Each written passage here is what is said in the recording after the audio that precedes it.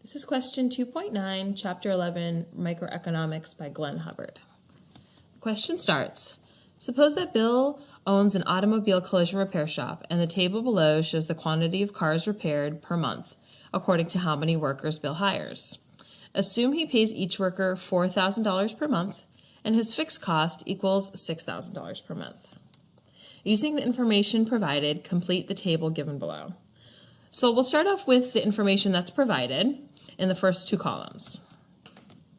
So first we have the quantity of workers increasing from 0 to 5, and we have the corresponding quantity of cars per month that they're able to repair based on how many workers there are. Now the first part of the table we're asked to fill out is the fixed costs. So as you can see here, the fixed costs stay the same no matter how many workers there are. The fixed costs are always $6,000 per month. That's why they're called fixed. They do not vary based on quantity of output or quantity of input, in this case workers and cars fixed per month. The variable cost does vary, it does change, and that is based on the number of inputs that you have, how much your cost will change.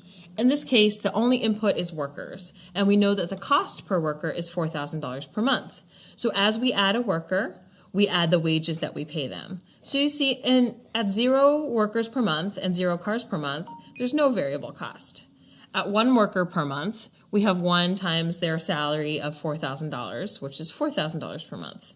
2 workers costs us in variable costs $8,000 per month. And you can see that we go all the way up to $20,000 per month for 5 workers.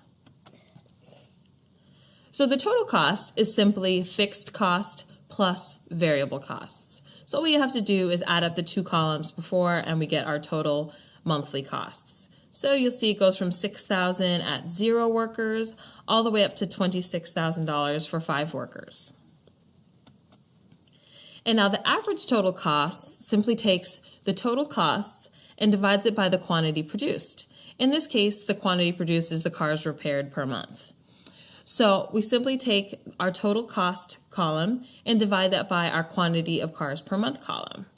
So at 1 worker per month and 20 cars per month, we have 10,000 divided by 20, and that gives us 500. And as we keep going down, we have 14,000 divided by 30, which would give us $466.67. And then it continues to decrease at 40 cars per month to $450 average total cost. At 50 cars per month, we see yet another decrease to $440 of average total cost.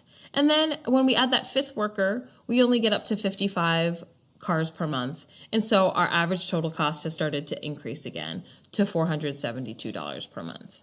So we can see that the average total cost starts high, it goes lower, and then comes back up, giving us that U shape that we're used to seeing in our textbook.